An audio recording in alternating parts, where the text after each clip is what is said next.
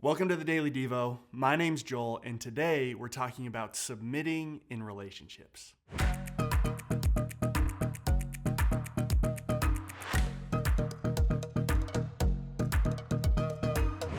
Today's verse comes out of Ephesians chapter 5, and in verse 21 it says this: "Submit to one another out of reverence for Christ."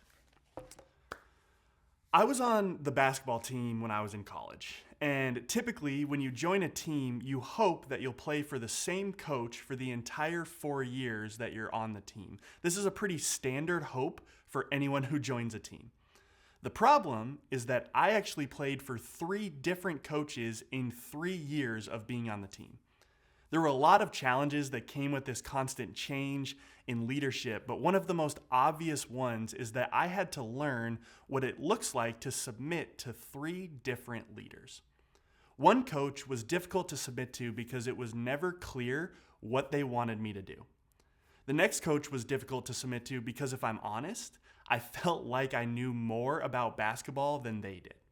And the last coach was difficult to submit to because I wasn't ever really sure if he liked me or cared for me as a person. And what I learned in this season of my life is that it's always difficult to submit to people, no matter who they are, because when it comes down to it, people are flawed. I think submission has become a dirty word in today's culture because we know that people are imperfect.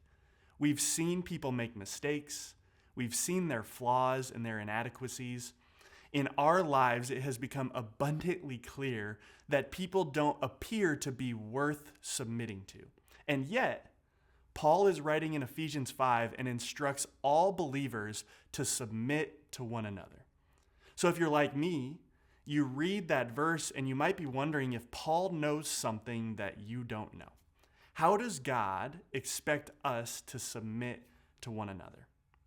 There's a key phrase in the verse that we read today that I think helps us understand how it's possible to submit to broken people.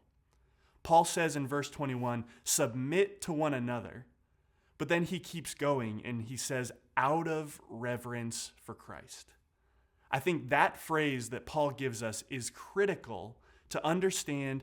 He's making clear that when we submit to one another, it's not because the person we're submitting to is worthy of our submission, but because Jesus is.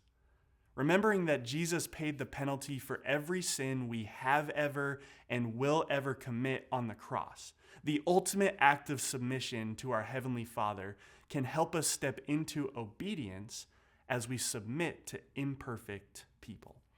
For me, it's helpful to realize that Paul gets it, that he knows that people are fickle, that depending on the day they may or may not be worthy, but Christ, he's always consistent and he's always worthy.